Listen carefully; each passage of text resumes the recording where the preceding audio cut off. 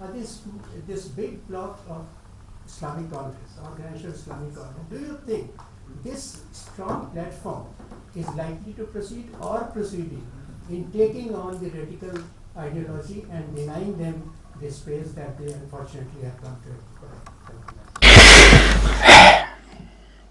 First, what we believe in the UAE, we believe that our religion has been hijacked by these groups who are killing innocent people in the name of God and in the name of Islam. And we believe it's our responsibility to go after them and fight them, not the West. And we have to, take the initiative and take the lead in that fight. This is what we believe in. And this is why, we had the meeting in Riyadh, the Gulf and the American summit. That was last last May, where we had about 50-something Muslim country with the American, and we agreed that we have to go after these terrorist groups, regardless where are they, and to fight them. And all of them agreed to that and signed. The challenge is, will they implement that? Will they follow that? I believe that, the words have to come to a conclusion that, now killing innocent people in the street will not be tolerated. And we have to do something about it. Some of them, they say, we want to know why this is happening. I'm telling them, look, it's not time to know why. We have to go after these groups. You see, we are running out of time because more innocent people will be suffering because of these because they are killing innocent people.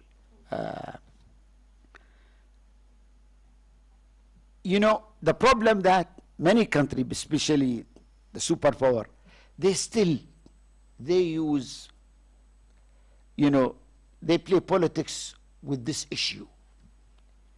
And unfortunately, we all are suffering because of that. We are trying to lead a campaign to convince everybody, especially in the region, that look, we have to fight these terrorist groups. They are a threat to everybody. Unfortunately, that some forces from outside the region, they try to use them. And even sometimes some of within the region, they want to play that game. But I see there is a progress. I see more threat coming to the West because, the root of these groups are now within the European community because of these immigrants they were having. And because of the way that they want to deal with them through the laws that they have now. These are terrorists.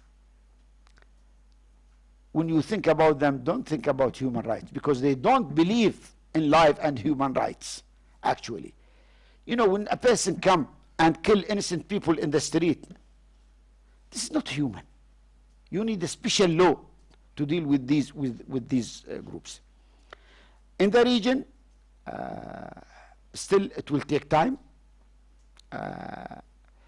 but I think the people are starting to see the threat of these terrorist groups. And we need to engage everybody, as I mentioned, the community leaders, the religious leaders, to counter them. It will take time, yes, but I think we don't have a choice. We have to work together and counter them. When you come to the India and UAE relationship, I want to assure you, we don't have a normal relationship. We don't have a good relationship. We have a strategic relationship.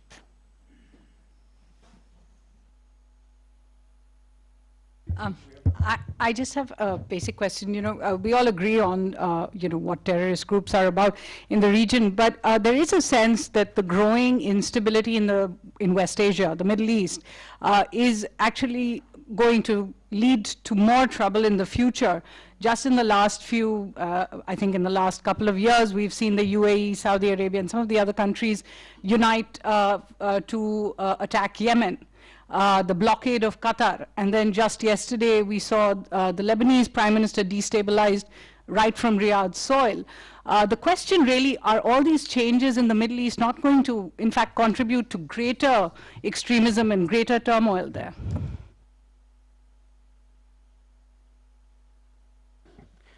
What we did in Yemen, because we found out that Iran is there in our backyard, and I want you to know that, the first strike that the coalition air forces did in Yemen was to destroy about 46 Scud missiles were targeting the Saudi cities. That was the first mission did. The region has been suffering for a long time. This is a fact.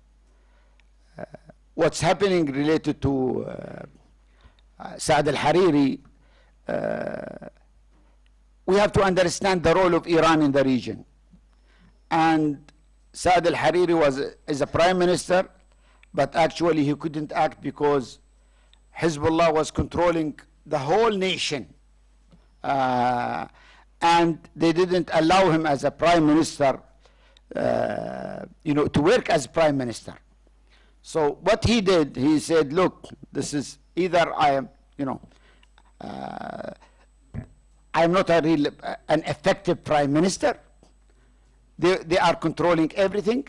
Let them be in charge and see what will happen. Because what they did,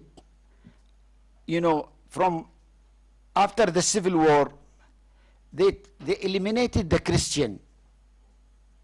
And after that, they started against the Sunni, and now they are excluding everybody, even groups of the Shia.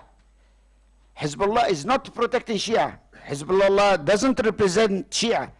Hezbollah represents only Wilayat al-Faqih.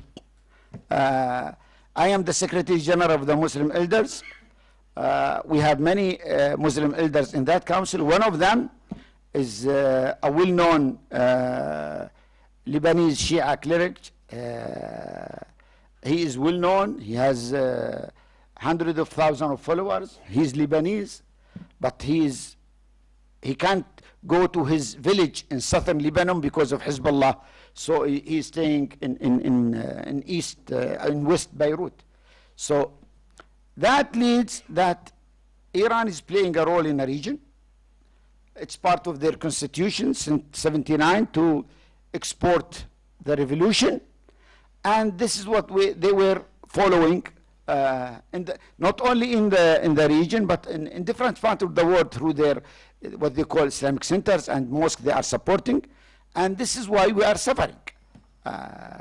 We wish that Iran has worked for the Iranian people, has respected the international law, has engaged as a real neighbor in building the region in a different way, but all what's happening because they believe in the certain thing that creating instability to the region and suffering to the Iranian people themselves.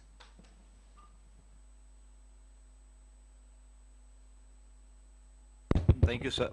So I've got an easy question to ask. You mentioned it briefly. One of the things which people talk about is if you want extremism to be removed, you have to go to the homes.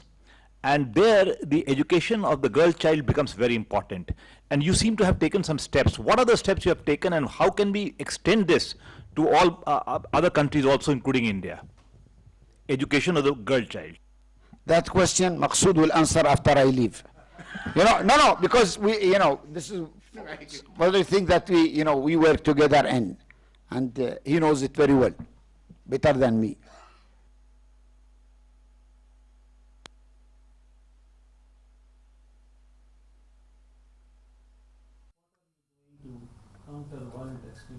example, I mean, one or two, just for us to understand. Actually, we believe in, we realize that these terrorist groups, they use religion. And whenever there is something they want to announce, they start by a verses from the Quran or a saying of the Prophet. So we said, well, why don't we use religion against them? They are using religion to promote what they are doing, to promote their ideology. This is why we created the Muslim Elders Council, chaired by the Grand Imam of Al-Azhar. And we have many initiatives that led by Sheikh Al-Azhar and myself to promote Islam as a religion and to counter the narrative of these groups, Daesh, Al-Qaeda, Muslim Brotherhood, and Boko Haram. For example, we visited Nigeria. We met, different religious leaders, Muslim, Christians, and others. We visited the mixed camps, mixed camps of Muslim and Christian who were suffering and escaped from Boko Haram area. And we have many delegations that we send them around the world to promote that Islam is a religion of peace and engage the community, to make sure to counter extremism in their area.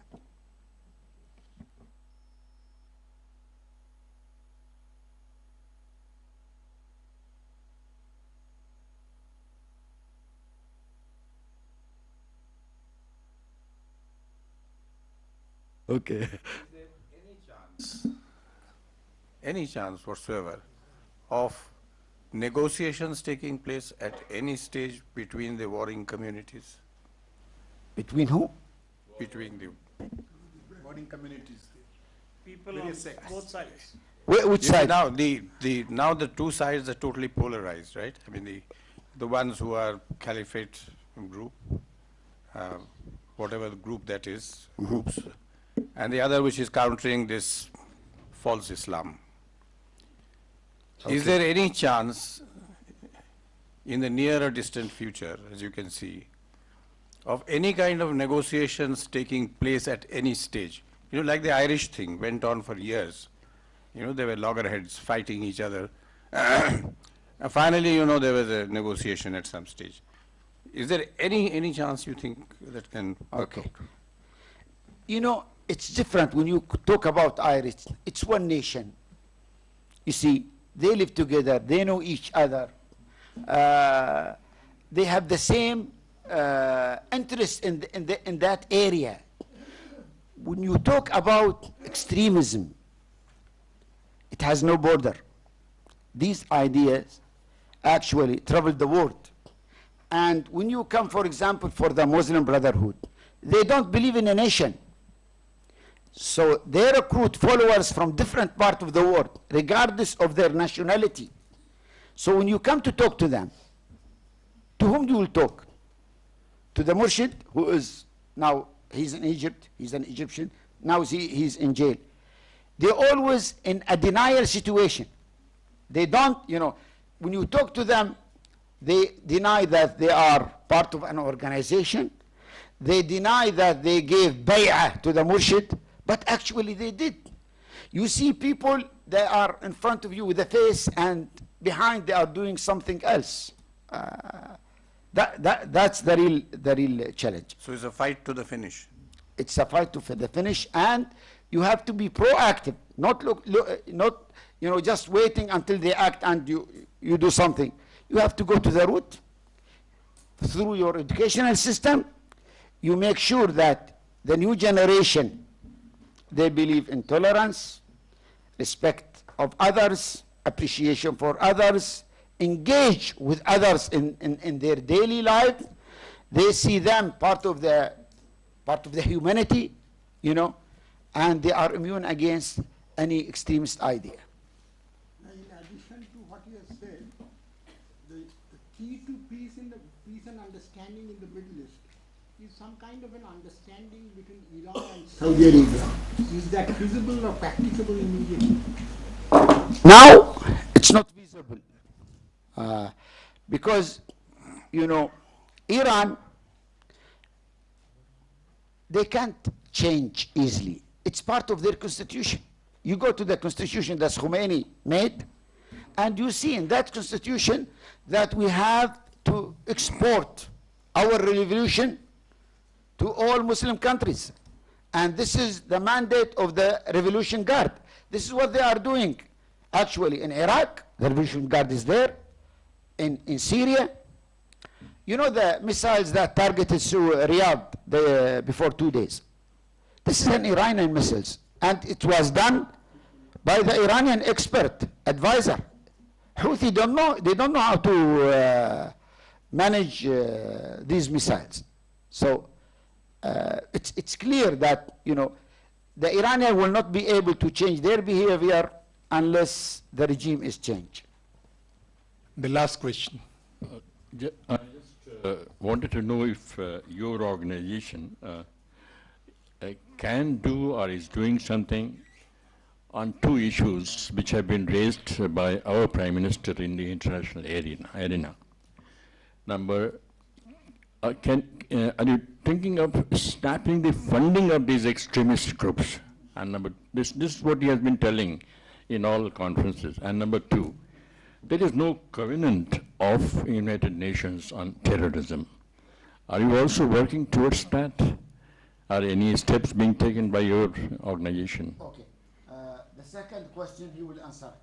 The first question, you know the summit that happened in Riyadh last May?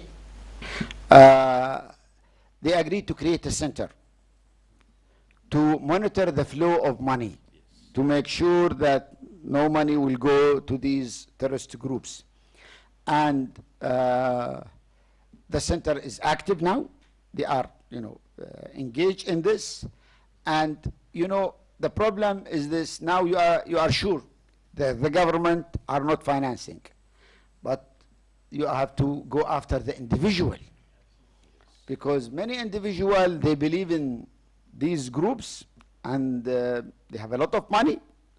So I believe, you know, they are doing the right thing. And, you know, you have to take action against one or two, and the other will get the message. How many are homegrown in UAE? What do you mean? How many of these are homegrown, not from outside? Well, Homegrown terrorists. Homeborn.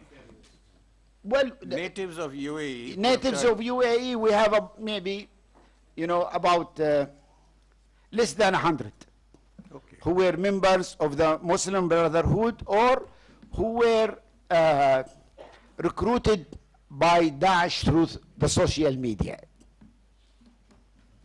Thank you very much. Your Excellency, you have been very considerate.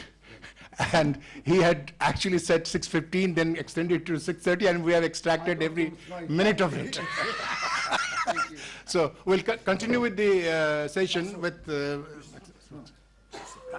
No. Okay, thank you very much. Thank you very much. Okay, thank you.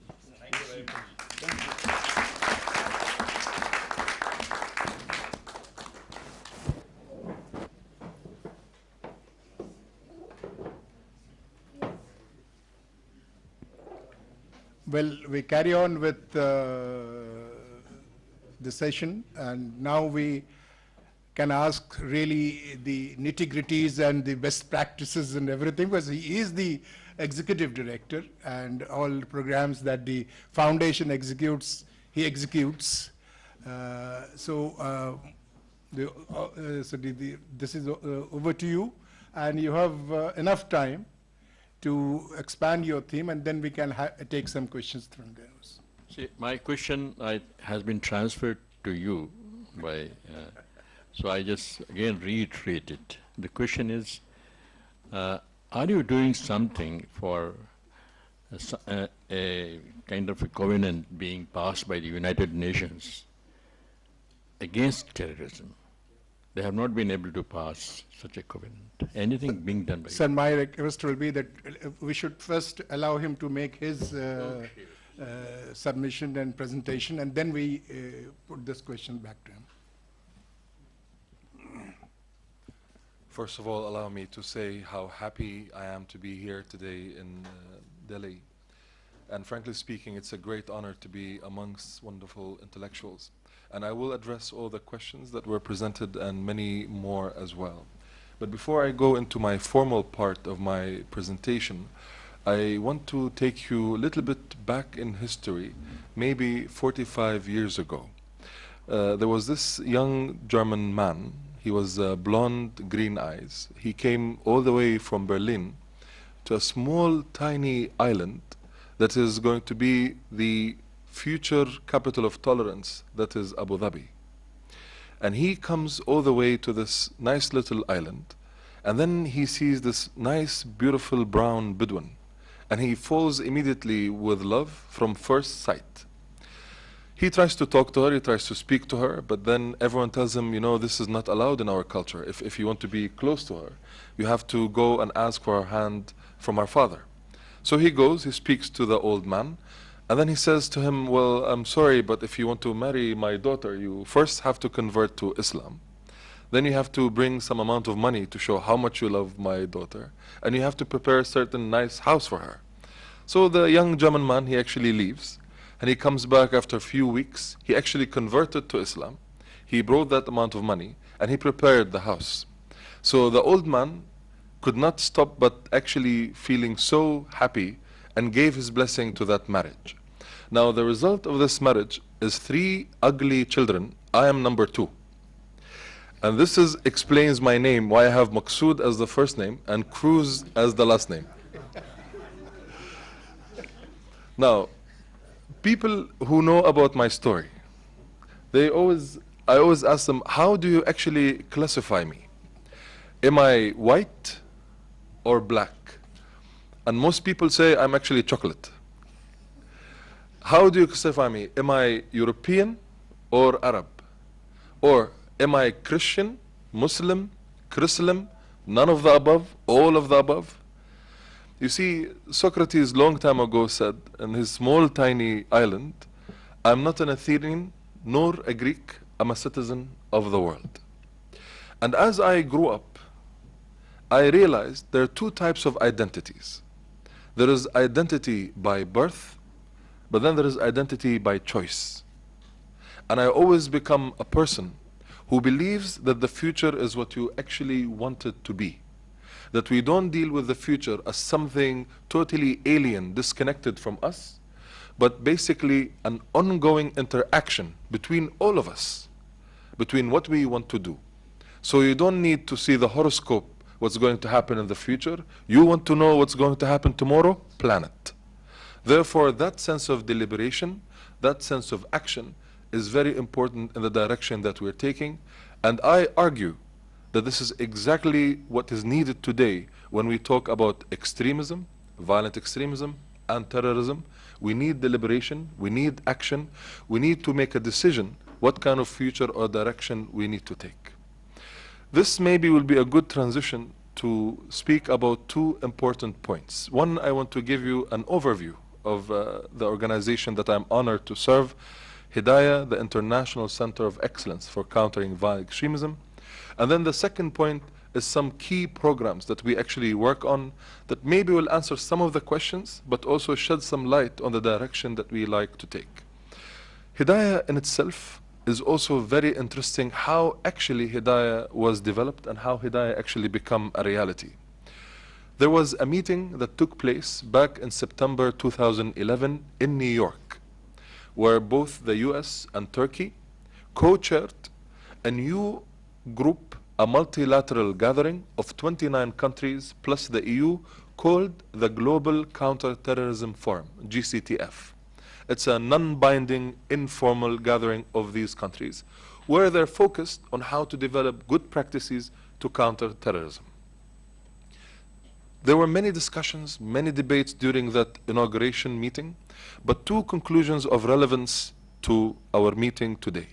The first conclusion, which is extremely important, there was this realization that relying on security, policing, intelligence, military approaches alone is no longer enough in countering terrorism. In fact, they realized there's something deeper, much more complex, than simply capturing someone and put them in prison. Questions like, what's the role of psychology in this? What's the role of sociology, economy, history, politics, and even more recently, people talk about what's the role of religion and ideology in the process of radicalization.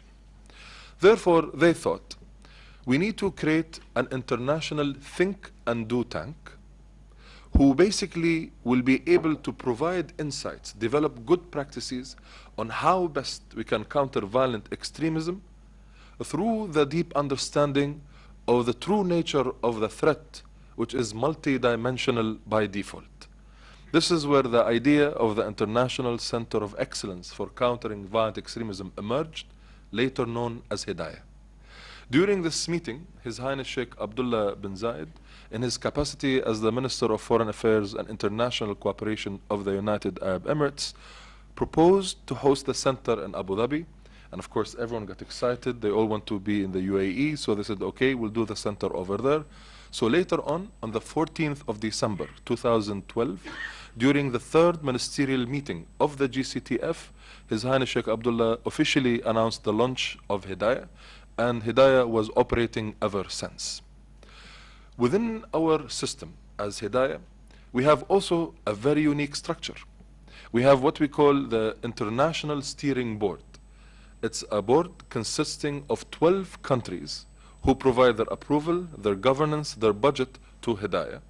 However, the chairing role is for the hosting country, which is the UAE, and of course, who is representing the UAE on this chair is His Excellency esteemed Dr. Ali Rashid al Nuaimi, who is an exceptional mentor and a wonderful leader.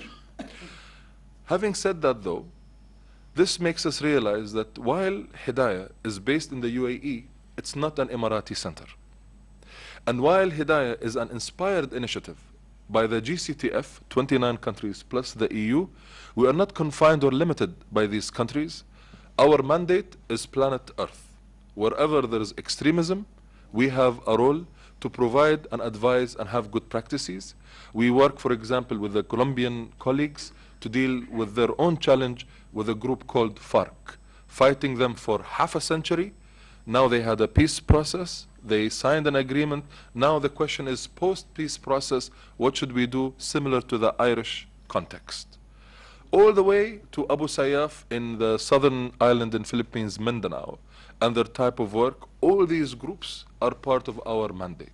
Whether right-wing radicalization, white supremacy, or left-wing radicalization, anarchy, or the usual suspects, Al-Qaeda, Daesh, and the other group, they all fall under our jurisdiction, meaning our main and central question at Hedayah is the following. Regardless of your worldview, regardless of your philosophy, regardless of how you want to interpret the universe, how can you justify the use of violence against innocent people? 4, 5 years old child